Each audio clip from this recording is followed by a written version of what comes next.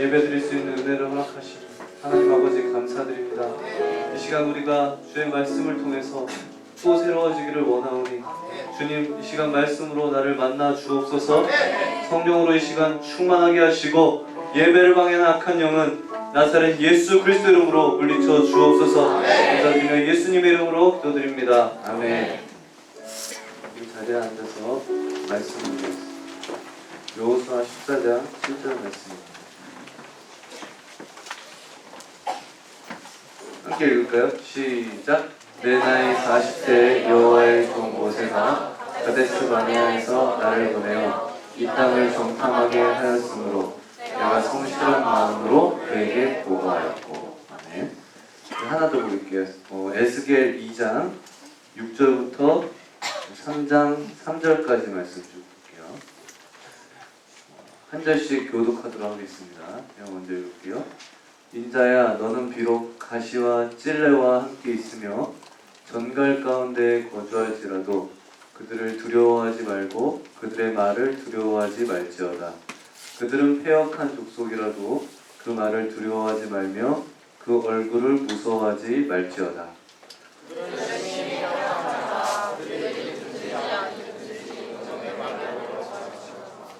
너 인자야, 내가 내게 이르는 말을 듣고 그 패역한 족속같이 패역하지 말고 내 입을 벌리고 내가 내게 주는 것을 먹으라 하시기로.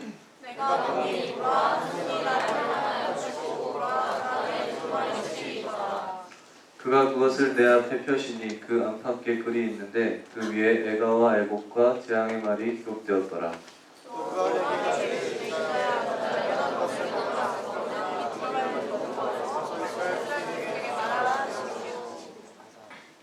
내가 입을 벌리니 그가 그 두루마리를 내게 먹이시며 내게 이르시되 인자야, 내가 내게 주는 이 두루마리를 내 뇌에 넣으며 내 창자에 채우라 하시기에 내가 먹으니 그것이 내 입에서 발기가 꿀 같더라. 아멘. 오늘도 하나님께서 말씀의 은혜로 우리와 함께 하시기를 간절히 소망합니다. 그리고 여러분 은혜의 자리에 오신 것을 축복하고 또 환영합니다. 우리 오늘 말씀에 대해서, 하나님의 말씀에 대해서 나누는 마지막 시간으로 말씀으로 좀 채우자. 우리 오늘 본문은 방금 읽은 본문을 좀 피고 있었으면 좋겠어요. 여러분이 성경책 있으신 분들. 에스겔이라고 하는 선지자잖아요. 하나님 앞에 사명을 받는, 선지자로 부름을 받는 그 장면입니다. 에스겔은 지금부터 사명을 감당해야 합니다. 이때 하나님께서 에스겔에게 하시는 말씀이 무엇인가 하면 여러분 특별한 말씀을 하나 하십니다. 6절을 여러분 잘 보시면요, 이렇게 말씀합니다. 인자야, 너는 비록 가시랑 찔레가 함께 있고 정갈 가운데 거주할지라도 그들을 두려워하지 말고 그들의 말을 두려워하지 마라. 그들은 패역한 족속이라도 그 말을 두려워하지 말고 그 얼굴을 무서워하지 마라. 여러분 여기에 가시가 나오고요, 또 찔레가 나옵니다. 정갈이 나옵니다. 이 당연히 비유적인 표현이죠. 에스겔이라는 사람이요, 이제부터 정말 가시 같은 사람들을 만나야만 합니다. 가시처럼 나를 찌르는 사람들, 찔레와 같이 나를 찌르는 그런 환경 가운데에 처하게 될 것입니다. 전갈같이 삼키려고 하고 찌르려고 하는 이런 사람들, 이런 환경을 만나게 될 것입니다. 잠깐 생각할 시간을 드릴게요. 자, 특별히 하나님께서 2번 반복해서 말을 두려워 말라. 그들의 말을 두려워 말라. 이렇게 말씀하시죠. 왜냐하면 세상에서 제일 무서운 것이 이 말입니다, 여러분. 이 말은 한번 잘못 들어놓으면은, 그래서 말로 한번 상처를 받아 놓으면 어떤 경우에 한평생 상처가 되는 경우가 있습니다. 가시를 만나든지 찔레를 만나든지 전갈을 만나든지 그런 사람을 만나든지 그런 환경을 만나든지, 제가 오늘 이 말씀을 준비해서 그런지 오늘 제가 그런 말씀을 겁나 많이 들었어요. 말씀이래, 그런 말을.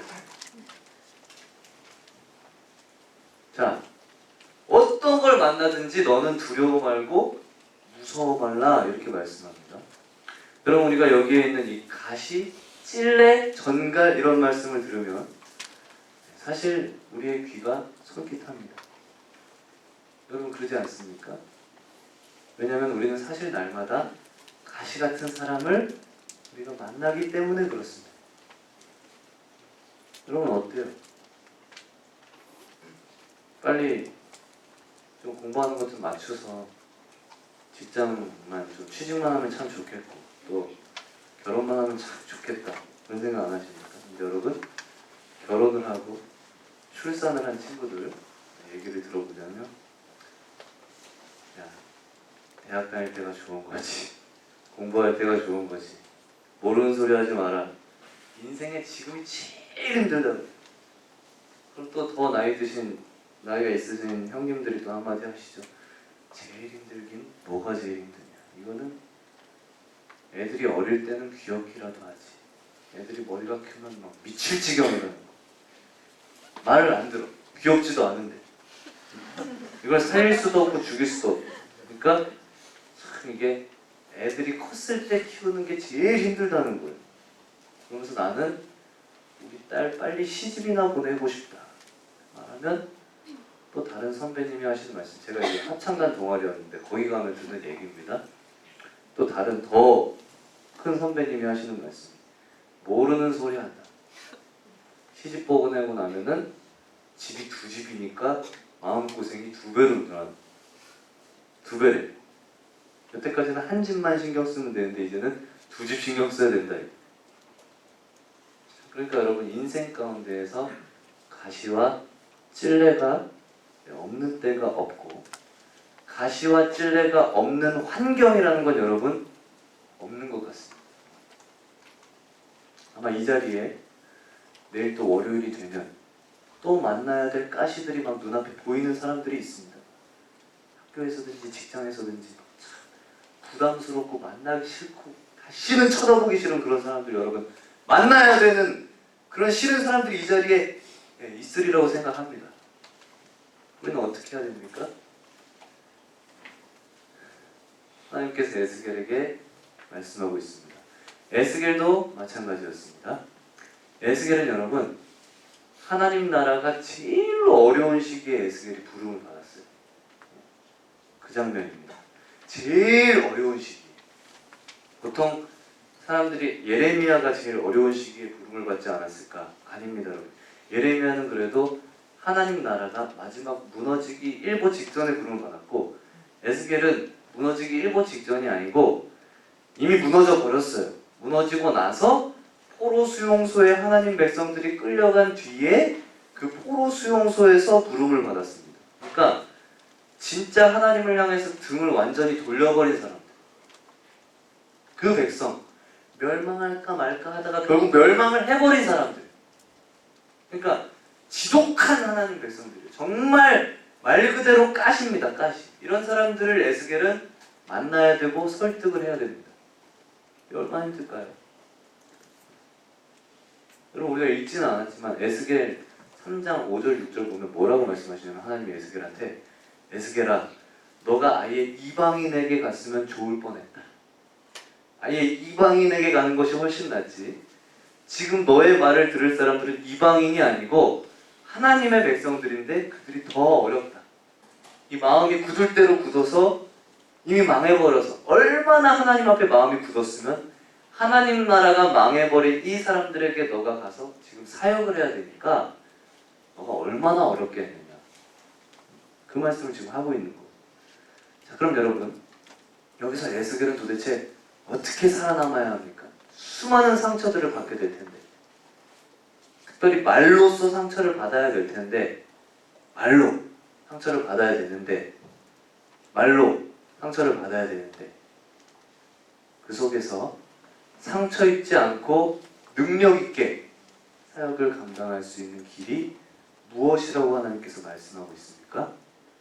여러분 그 길은요 오늘 하나님께서 하나밖에 없다고 말씀합니다. 하나밖에 없어요. 그것이 뭐냐면 그것이 바로 우리가 읽은 2장 8절부터 나오는 요 말씀입니다. 가시와 찔레 같은 곳에 너는 처하게 될 거야. 근데 하나님께서 뭘 하시냐면 너 인자야. 내가 내게 이르는 말을 듣고 그 패역한 족속같이 패역하지 말고 여러분 그 다음을 보십시오. 센스 있게 내 입을 벌리고 내가 내게 주는 것을 먹어라. 9절에 보니까 내가 보니까 한 손이 나를 향하여 펴지고 그 안에 두루마리 책이 있대. 그가 그것을 내 앞에 펴시니 그 안팎에 글이 있는데 그 위에 애가와 애곡과 재앙의 말이 기록됐다. 이게 뭐예요? 하나님의 말씀이죠? 말씀. 이걸 여러분 어떻게 하라는 겁니까? 가장 확실한 우리에게 뜻을 확실하게 보여주는 것은 3장 1절에 나와 있습니다. 3장 1절 중간에 한번 보시면요. 너는 이 두루마리를 그 다음에 잘 보십시오. 잘 봐야 돼. 먹고 가서 이스라엘 족속에게 말하라. 이것입니다. 여러분 먹고 가서 이스라엘에게 말하라. 이게 여러분 하나님의 대답이었고 유일한 길입니다. 유일한 길. 이 가시와 찔레 가운데 상처 입지 않고 사역을 감당을 할 수 있는 유일한 길은 하나님의 말씀을 먹고 가야 돼요. 네. 먹는데 어떻게 먹느냐? 여러분 오늘 본문에 희한한 표현이 나오죠. 3장 3절 보면 이 두루마리 말씀을 너희의 배에 넣으며 네 창자에 채우라. 희한한 표현입니다. 완전히 배와 창자를 꽉 채우라. 이런 표현을 사용하고 있어요. 자, 여러분 이것이 바로 가시와 찔레와 정갈 가운데 상처받을 수밖에 없는 이스라엘 백성이 상처를 받을 수밖에 없는 이 선지자 에스겔이 상처를 안 받고 승리할 수 있는 유일한 길이라 그 말입니다. 여러분 하나님의 말씀으로 우리 배에 채우고 창자에 채우고 이런 표현이 나왔는데 이런 표현 그대로 우리 영혼에 꽉 채울 때에 그때 여러분 우리에게 어떤 일이 벌어지냐? 이게 중요한 것이죠. 이것 때문에 채우라는 것입니다. 왜 하나님 말씀으로 우리를 채워야 되느냐? 하나님 말씀을 먹고 난 뒤에 우리 영을 꽉 채우고 나면 어떤 특징이 나타나느냐? 우리가 읽지는 않았는데 3장 8절을 성경 있으신 분들 유의해서 보셔야 됩니다. 여러분 3장 8절 한번 보실래요? 내가 그들의 얼굴을 마주보도록 너희 얼굴을 굳게 하였고 그들의 이마를 마주보도록 너의 이마를 굳게 하였을 때 네 이마를 화석보다 굳은 금강석같이 다이아몬드같이 하였으니 그들이 비록 반역하는 족속이라도 두려워하지 말며 그들의 얼굴을 무서워하지 마라. 여러분 이것이 하나님의 말씀을 먹고 간 사람의 특징입니다. 말씀을 제대로 먹은 자의 특징이 뭐냐? 말 그대로 여러분 이게 뭡니까 여러분? 철면피가 됩니다. 철면피가 된다는 말이에요. 여러분 철면피라는 말이 여기서 나오는 게 아닐까 싶습니다. 그러니까 가시 같은 사람들, 찔레 같은 사람들 그런 환경에서 아무리 찔러도 어떻게 된다는 거예요? 안 아프다 그 말이에요. 아프지가 않아요. 왜? 하나님의 말씀으로 우리를 채우면 어떤 일이 벌어지는가 하니까 우리의 얼굴이, 우리의 이마가, 우리의 존재 자체가 다이아몬드처럼 굳어지기 때문입니다. 이 굳어진다고 하는 것이 마음이 이렇게 굳어진다는 것이 아니고 하나님 백성들이 은혜가 충만한 사람들은 마음이 약하죠. 양심이 살아 움직이기 때문에. 근데 이 세상에 대해서는 철면피가 되는 거예요. 여러분 기부스 여러분 생각하시면 쉽죠. 뼈가 부러지면 보통 기부스를 하는데 저는 기부스를 되게 많이 해봤습니다. 자랑은 아니지만 기부스를 하면요 그렇게도 아픈 부위가 건드려도 안 아프죠. 싸져 있으니까 찔러도 안 아파요. 안 아픈 정도가 아니고 이게 무기도 됩니다. 기부스 한 팔로 다른 사람 때리면 기절해요. 금강석처럼 단단하게 되리라. 여러분 우리가 이걸 믿어야 됩니다. 제 친구가요 신입사원 시절에 자기를 교육을 시키던 담당 이사님이 계셨는데 그분이 하는 말을 잊을 수가 없대요. 참 유능한 분이었는데 어떻게 저분은 저렇게 유능하게 직장 생활을 했을까? 그분이 일평생 가진 철학이 있다는 것입니다. 그 철학이 뭔가 하니까 스트레스는 무조건 내가 안 받고 받은 스트레스는 무조건 다른 사람한테 준다. 내가 의아했습니다. 어떻게 안 받을 수가 있을까? 또 어떻게 전부 다 줘, 스트레스를? 어? 오늘 성경은 우리에게 하나님의 말씀으로 채우라는 것입니다. 우리는 여러분 전부 다 연약한 그릇입니다. 전부 상처받기 쉬운 그릇이에요. 말씀드린 대로 신앙이 커지고 성숙될수록 사람의 마음이 약해집니다. 여러분. 그 약해진다는 것이 양심적이 된다 그 말입니다. 그렇기 때문에 다 연약한 그릇입니다. 어디 가서도 여러분 상처를 잘 받을 수 있습니다. 그런데 하나님의 말씀으로 우리를 꽉 채울 때 어떤 일이 벌어지는가 하니까 여러분 일종의 쿠션 아시죠? 쿠션. 영적인 쿠션이 만들어집니다. 이 상처받지 않는 철면피가 됩니다. 이 거룩한 이 영적인 철면피가 되는 것입니다.